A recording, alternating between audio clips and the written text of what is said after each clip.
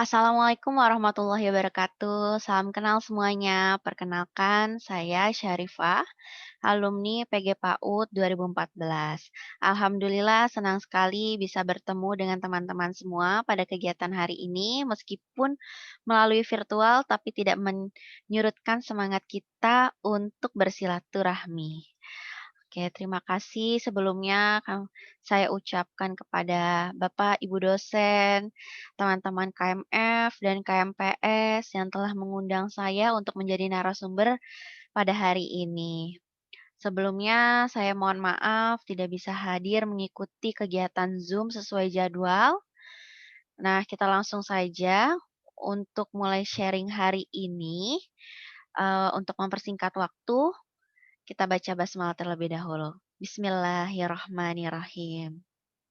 Mohon izin saya akan share screen.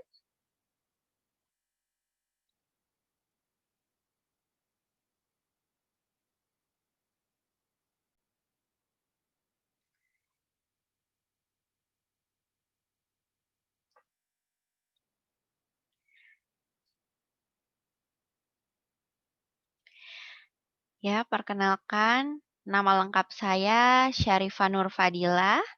Saya alumni PG PAUD 2014. Alhamdulillah saya lulus tepat waktu pada tahun 2018. Saat ini saya bekerja di KBTK Islam Al-Ikhlas. Hari ini kita akan sharing tentang bagaimana peran guru dalam memberikan dukungan psikologi awal. Tak terasa hampir 9 bulan kita sama-sama melewati masa pandemi COVID-19 yang sebagian besar dari kita harus bekerja dari rumah. Begitupun dengan anak-anak.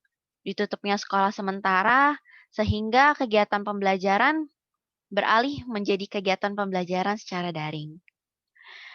Tentu hal ini menjadi tantangan baru bagi kami, orang tua maupun anak, sehingga kita perlu kerjasama yang baik untuk menciptakan suasana pembelajaran yang menyenangkan. Namun pada prosesnya, adaptasinya terdapat kendala-kendala yang dihadapi baik dari guru, anak maupun orang tua.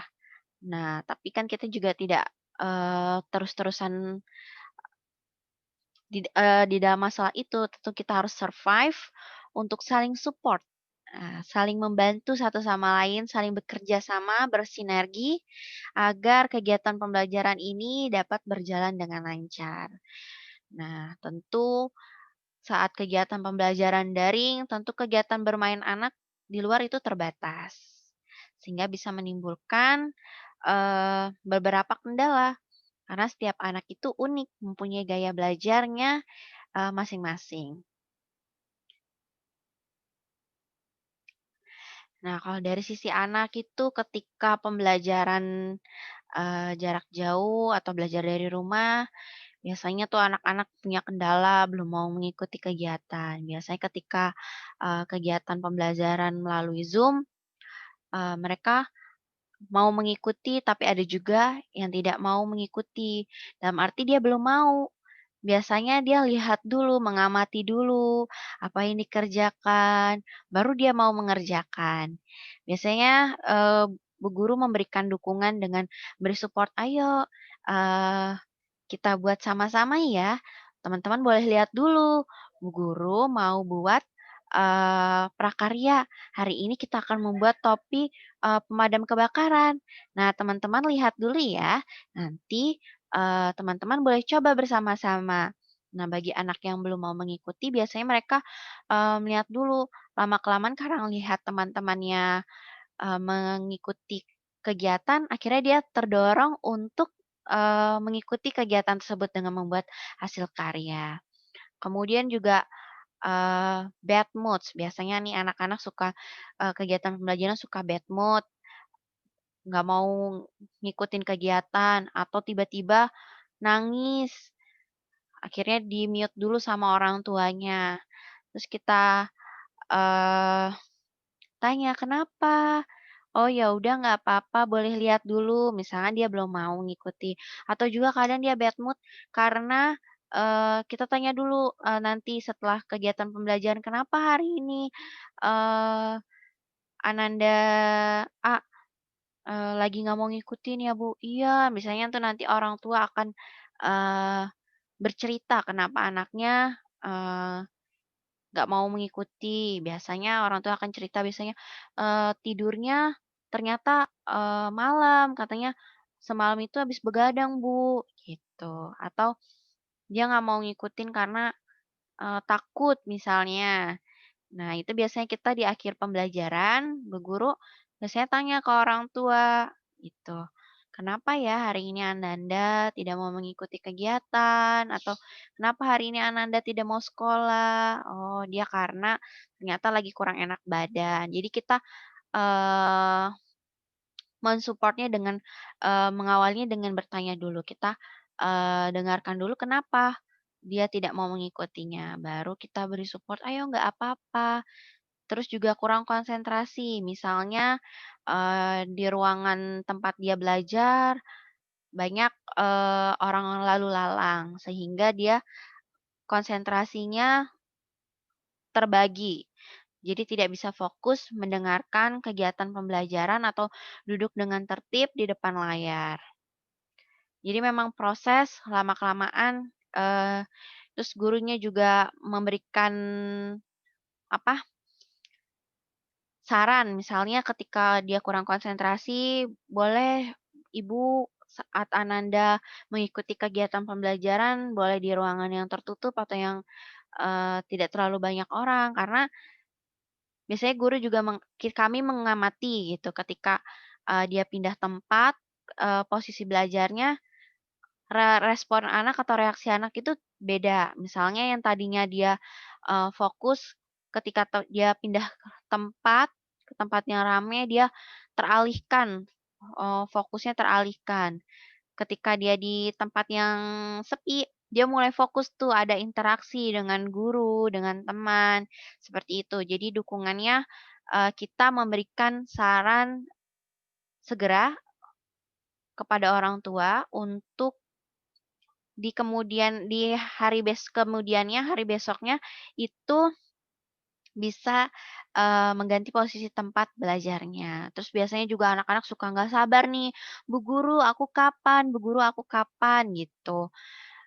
Biasanya bu gurunya, "Tunggu ya Nak, sabar setelah ini kita, eee, mau membuat ini." Jadi kita, mengajarkan kepada anak untuk, belajar sabar, kemudian kita juga berikan pengertian, "Tunggu sebentar, setelah kegiatan, eee, berdoa, kita akan membuat kegiatan, meronce," seperti itu. Kemudian biasanya anak-anak juga senang dengan alat, mainan-mainan yang mereka punya. Biasanya kita out of the topic. Biasanya kita keluar dari tema dulu, kita masuk ke dunianya mereka untuk, apa, memberikan semangat, supaya dia mau semangat belajarnya. Jadi kita, mulai dengan kesukaan yang dia senangi dulu, gitu. Setelah dia sudah selesai biasanya mereka bercerita, bercerita itu mainannya apa, kemudian punya mainan apa, gitu. Biasa kita dengarkan dulu dia cerita, baru kita lanjut lagi masuk ke kegiatan pembelajaran selanjutnya. Jadi kita memang ekstra sebagai guru untuk support sistem lingkungan yang menarik supaya anak-anak tetap fokus, tetap semangat untuk belajar. Biasanya kita juga, gunain virtual background yang menarik, kartun-kartun karakter yang mereka senangi, kemudian juga kita pakai virtual video. Jadi ada stiker-stiker gitu seperti pakai topeng gitu. Jadi pembelajarannya tetap menyenangkan, ikuti kesukaan anak terlebih dahulu, kita dengarkan dulu dia cerita apa, misalnya dia punya pengalaman apa nih selama libur, boleh cerita atau berikan kesempatan kepada anak untuk say hello kepada teman-teman. Seperti itu. Memang awal prosesnya mereka masih sibuk dengan, dunianya masing-masing. belum saling terinteraksi waktu awal-awal, pembelajaran jarak jauh. Namun seiring berjalannya waktu dengan proses pembiasaan dan pengertian kita, terus ingatkan, boleh loh teman-teman say hello ke teman-teman yang lainnya, boleh teman-teman sapa-sapa, saling sapa dulu ke teman-teman, "Halo," misalkan, "Halo Rifa, halo," gitu. Boleh juga cerita, ada bonekanya namanya siapa, seperti itu.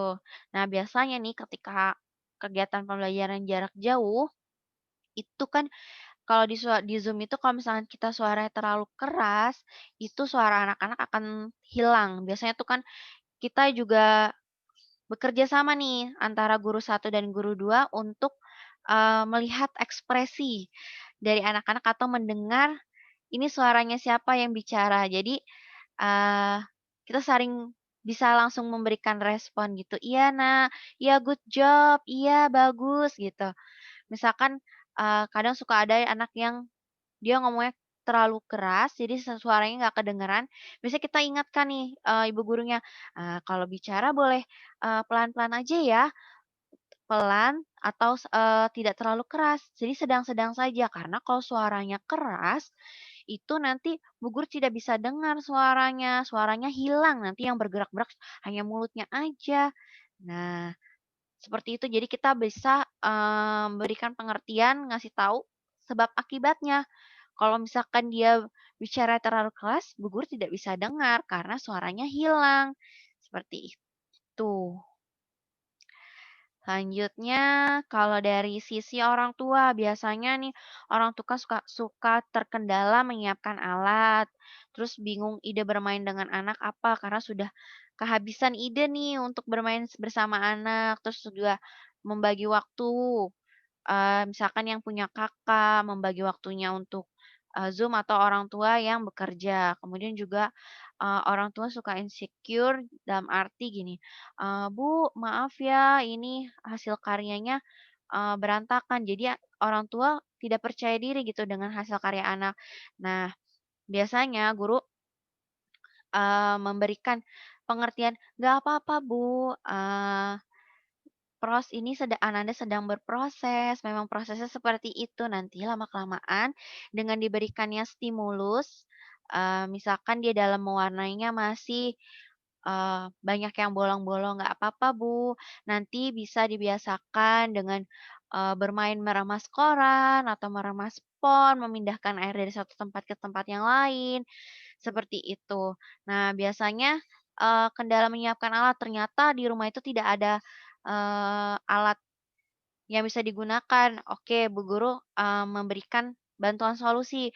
"Oh ya Bu, nggak apa-apa kalau tidak ada di rumah, Ibu bisa, pakai" misalnya nih, contohnya, melompat melewati rintangan menggunakan kotak kardus misalnya. Tapi di rumah tidak ada, "Oh ya tidak apa-apa Bu, bisa diganti dengan menggunakan sendal atau tali." Seperti itu. Kemudian bingung ide bermain dengan anak, misalnya, "Assalamualaikum Ibu." Biasanya guru menanyakan kabar Ananda, "Hari ini Ananda kenapa ya tidak masuk? Hari ini Ananda, bermain apa di rumah?"